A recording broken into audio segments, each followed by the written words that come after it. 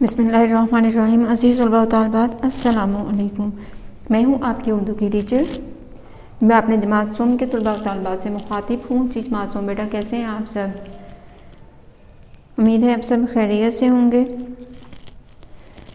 اور آج ہم اپنا کام، آج کے اس کام عمل میں، تدریسی کام میں جو ہم کام کرنے جا رہے ہیں وہ میں آپ کو بتا دیتی ہوں کہ آج ہم نے کیا کام کرنا ہے۔ بیٹا آج ہم نے سبق نمبر 18 ہم ایک ہیں، لیکچر نمبر 5 ہمارا کاپی ورک اس میں ہوگا، اور کاپی ورک میں کیا چیز شامل ہے؟ سوال جواب، ٹھیک ہے۔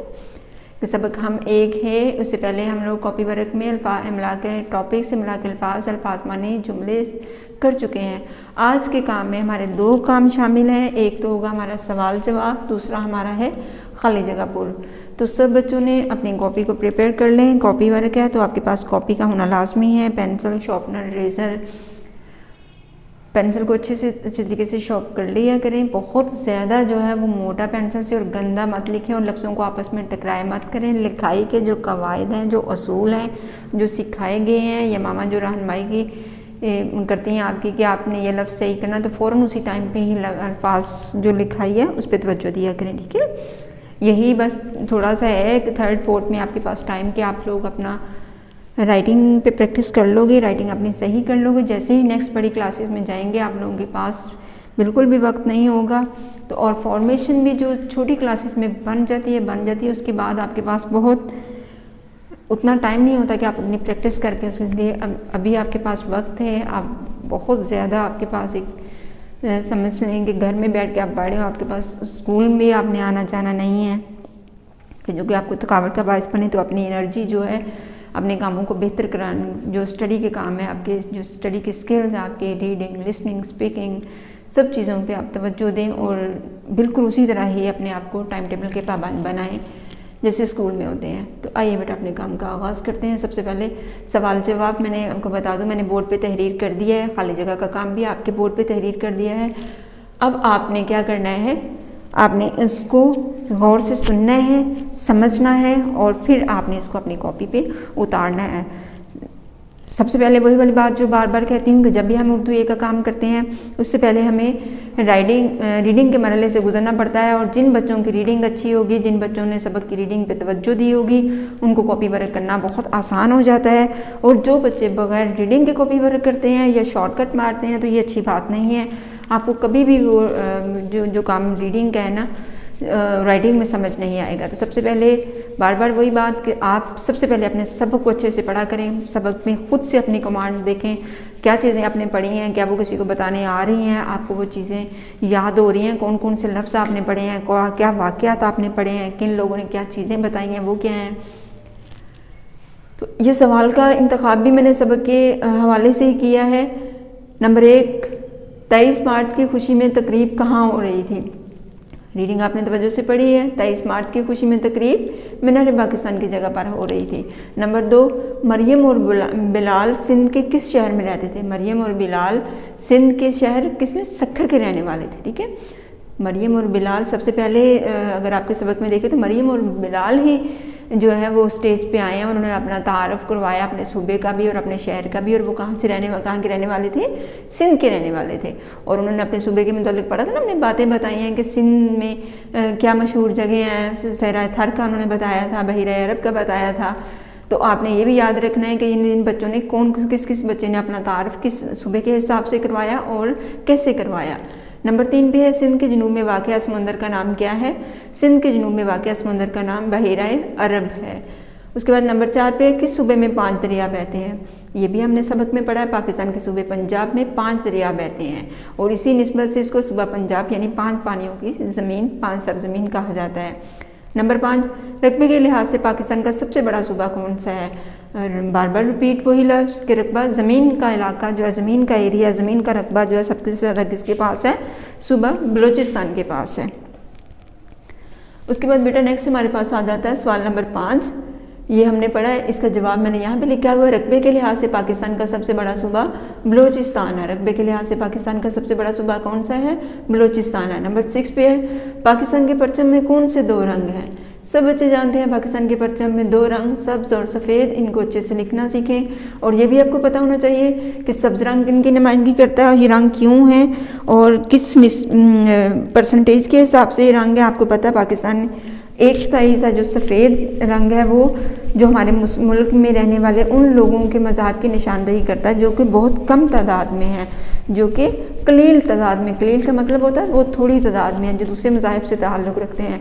और सब्ज़ रंग जो है वो हमारे मुसलमानों की, कि यहाँ पे कसीर तादाद किन की रहती है, मुसलमानों की रहती है। तो सब्ज़ रंग जो है वो मुसलमानों की निशानदेही करता है और सफ़ेद जो है वो किन की निशानदेही करता है, उन दूसरे मज़ाहिब के रहने वाले लोगों की नुमाइंदगी करता है कि हमारे में और भी लोग जो हैं और वो कितनी तादाद में परसेंटेज के, उसका 1/4 हिस्सा जो है वो इस लिहाज से बताया गया। और इसके अलावा निशान भी बनाया गया है चाँद और सितारे का, तो उसको भी आपने खुद से देखना है कि चाँद और सितारे का, इसकी भी रीज़न है कि चाँद और सितारे का निशान किस वजह से बनाया गया है।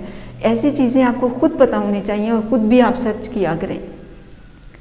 नेक्स्ट आ जाते हैं सवाल नंबर 7 पे। असफंद और ज़रमीना खैबर पख्तूनख्वा के कौन से शहर में रहते हैं?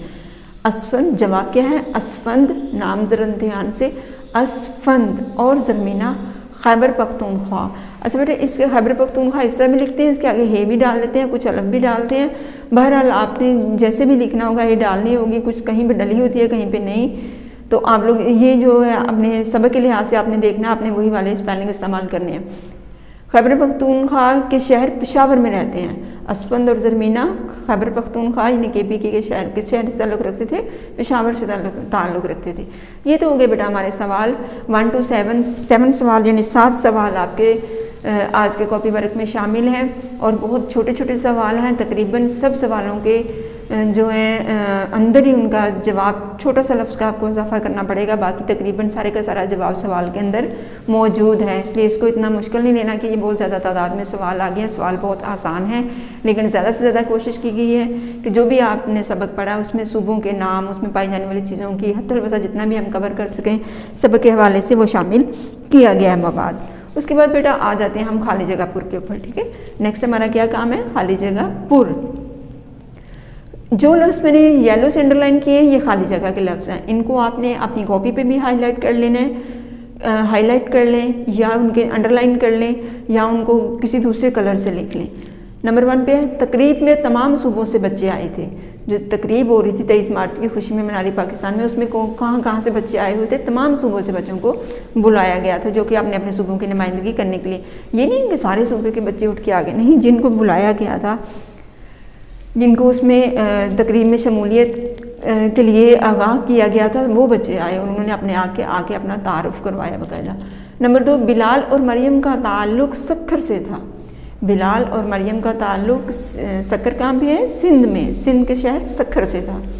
नंबर 3, पंजाब में हरे भरे खेत हैं।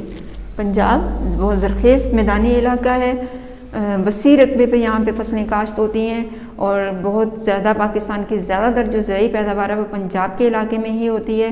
तो यहाँ पे जो दूर दूर तक बड़े बड़े मीलों फैले खेत हैं सरसब्ज़। ठीक है, तो यहाँ पे अंडरलाइन क्या है? हरे भरे। फर्स्ट में अंडरलाइन क्या है? सूबों। सेकंड में अंडरलाइन क्या है? सक्खर। थर्ड में अंडरलाइन क्या है? हरे भरे। नंबर 4, पंजाब का मतलब है 5 पानी। पंजाब का क्या मतलब है? 5 पानी। अंडरलाइन उसको किया गया, ये आपका फिलिंग द ब्लैंक्स में शामिल है ये लफ्ज़। खैबर पख्तूनख्वा में यहाँ पे ये हे लगाया और यहाँ पे मैंने नहीं लगाया हुआ, लेकिन दोनों तरह से लिखे जा सकते हैं, आपने इसमें परेशान नहीं होना। खैबर पख्तूनख्वा में दूर दूर से सयाह आते हैं, यानी दूर दूर से सैर करने वाले लोग आते हैं। ये तो हो गया बेटा हमारी फिलिंग दी ब्लैंक्स। अब आपने ये सारा काम तरतीब से अपनी कॉपी पे लिखना है और जब हम आपकी कॉपीज़ मंगवाएंगे तो आपका कोई काम मिस नहीं होगा। आपने डायरी को अपने जो भी चैनल्स के ऊपर इन्फॉर्मेशन आपको दी जाती है या सबक के दौरान जो इन्फॉर्मेशन दी जाती है उसको आप याद रखा करें और उसी के मुताबिक ही आपको पता है कि एक किस्म का हम डिस्टेंस से बैठ के एजुकेशन आपको दे रहे हैं, तो जो इन्फॉर्मेशन आपके पास जैसे आती है अगर उसमें कोई मसला आपको आ रहा है तो आप मैनेजमेंट से रब्ता कर सकते हैं।